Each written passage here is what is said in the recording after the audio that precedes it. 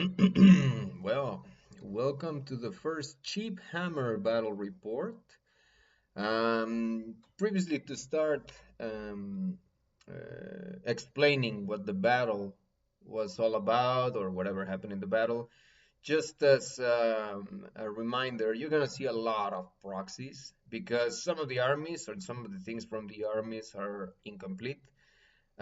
Some things haven't been painted, and some of the models, of course, are going to represent other models from the same army. But we try to keep it as consistent as possible. You know, within this hobby, it's kind of pricey or sometimes expensive, so it's difficult to have everything.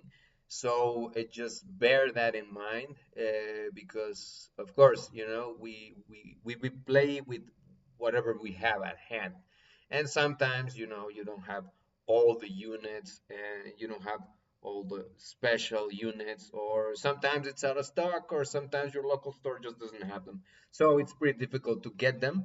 But we try to make the models, or the models that we use in order to proxy other models or to look like other models, are similar to them, not necessarily the model. Like, for example, in this instance, I am using three Empire cannons, great cannons, as mortars because I don't have the mortars. I just decided to make them cannons, and I don't have the mortars. So except for the hot pot that I got over there, and on the other side of the high elves that he's using also a great cannon, which is representing an eagle's claw. So just keep that in mind before we continue. So this battle report is going to be the Empire against high elves. Um, and on the side of the Empire, I am using three mortars, one unit of, I think I was like around 30, I think it was 30 state troopers, just with their regular weapons, no spears, no halberds, with two detachments of crossbows on each side. They got full command. I got my battle standard bearer over there without any magical banner. I got a wizard level 4 using elementalist eh, magic, and another unit of 10 state troopers. To be honest, with about those ten state troopers that are on the other side, like, I actually forgot with the application that I used to make the army list. I included them, but I didn't delete them. So at the end, when I already had the 1,000 points of all the army, I didn't realize that I took them off. I just left it in the list because most of this list, since we have been playing since the times of fantasy, so we're just getting used to playing again because we have been playing also some Age of Sigmar, but it's been quite some time, a couple of years since we played even Age of Sigmar or 40k. So we're starting to get used to the rules again, and it takes a little bit of time, but you get there, you know. So we're experimenting a little bit with units, seeing what works, seeing what doesn't work, etc. You're going to see a couple of those battle reports just be played and played all over again these races, because of course we got other ones, but you gotta get the units, you gotta, you know, fix some of the characters, etc., etc. So at least for now, this is what it's gonna be. It's gonna be Empire against High Elves a couple of times. Anyway, so that's my list when it comes to Empire. And on the side of the High Elves, we got on the side of the High Elves, we got a unit of, I think it was around maybe 30 or almost 40 Lothern Sigurd, full command with a level 4 mage, and his battle standard bearer over there, and two Eagle's Claw. Or repeater bolt thrower. He was the repeater bolt thrower because he wasn't using the one that has just one shot, and it's pretty much just for killing monsters and things with higher toughness. So he has two of those, and yeah, pretty much that's his whole list. He's trying to concentrate everything in the Lothern Seaguard so that he has the ability of fighting and at the same time shooting arrows. And well, let's see how it works. In turn one, we got a little bit of movement on the high elf side.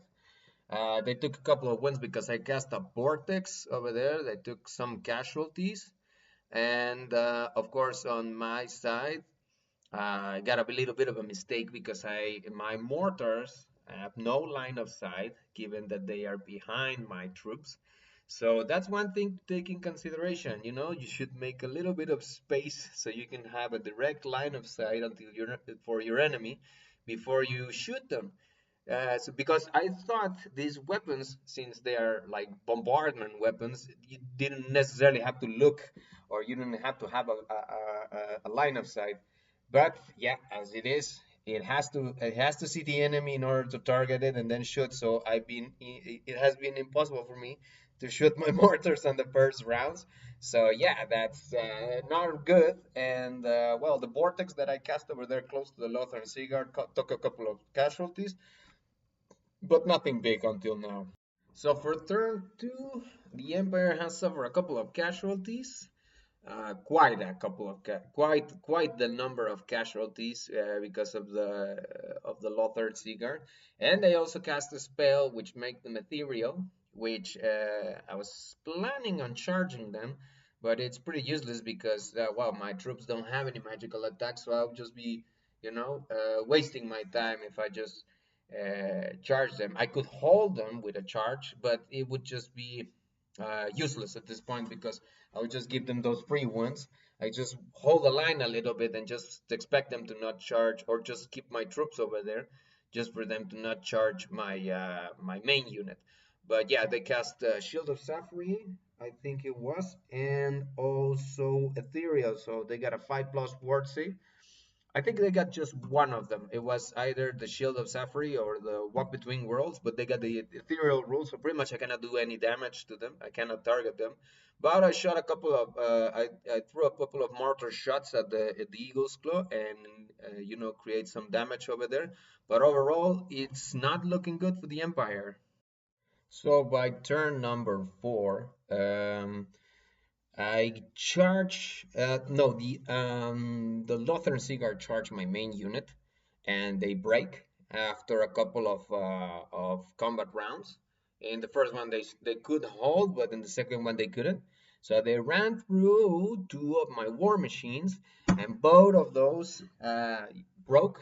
Two of the war machines, two of the mortars run, and the other one stayed, passed its leadership test. Yeah, like my crossbowman and a lot of my state troopers has suffered heavy casualties. I got a couple of crossbowmen on the north trying to make some damage to his other eagle claw, to the other repeater bolt thrower. Sorry, one of them is out. The other one's still standing, and the Lothar Seaguard are still pretty much a heavy unit, and they're still in full capacity. So it's very difficult to see how can I overturn this. Um, yeah, I think by the next turn it will be decided. So end of turn 5, as it was discussed, obviously I don't have much to attack anymore. And the unit of Lothar Seaguard completely eliminated my unit of my battle standard bearer and my general. So I decided to just concede the victory to the High Elves. It was pretty much a more solid list what they had. Also, they were wisely using their conveying spell, Walk Between Worlds, to grant them the ethereal special rule, in which in its case I cannot do any damage with them unless it's my wizard, the one that is just doing the damage against them. So yeah, that pretty much is just that completely overpowers my troops because none of my soldiers could do um, much damage to that unit. And also, um, I forgot about saying it, but he had like this a special character with the Lothar Cigar. I don't remember what the name of this character was. It was like it's a woman with a spear. Blah blah blah. We're still beginning with this unit, so we don't know a lot about who the main characters are, what do they do. But yeah, they got a good synergy with the Seaguard.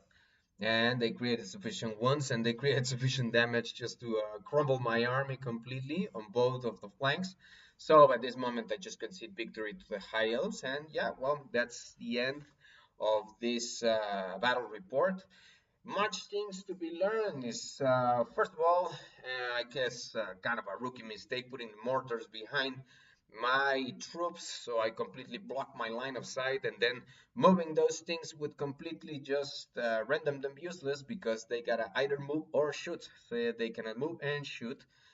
But another thing is like, well, in terms of my soldiers, like a bunker where I can put my battle standard bearer and my mage. I mean, like if I keep it a little bit like, I mean, if I'm gonna go for shooting, or if my main purpose with my army is going to be range, well, it doesn't make sense if I just put so much into melee or put so many melee units. Like I could save a little bit of money with uh, those 10 state troopers, which they pretty much didn't do anything, and also the rest of the state troopers that I put on the bunker. They didn't cause much damage. I didn't went for the combat, so they're not really good. If you don't put them in combat, that's just a waste of points. I suppose the main characters, or the ones that did most of the work, was the mortars and the crossbowmen. On the side of the high elves, obviously the list was more solid, a little bit less things, but more structure, more stronger. And yeah, the repeater bolt throwers did their job. They met their mark, though because of distance and because of the numbers, the sheer numbers on the empire, like they were not doing that much damage. I think the main character was just the Lothar Seaguard, in which they, when they unleashed their arrows and everything, it really caused a lot of damage and a lot of casualties within my army.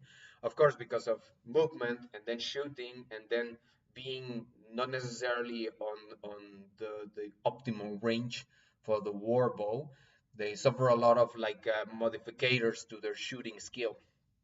So they had to shoot most of the times on fives or sometimes on sixes, depends on how much things did they do, and or if they were in the optimal range. And of course, you lose all those shots as well when you get into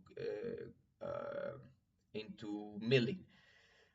But yeah, at the end of the day, yeah, they got thrusting spears, they got extra lines, so they can perform more attacks. And my unit can only fight on the first rank because it doesn't have supporting attacks because it's just swords.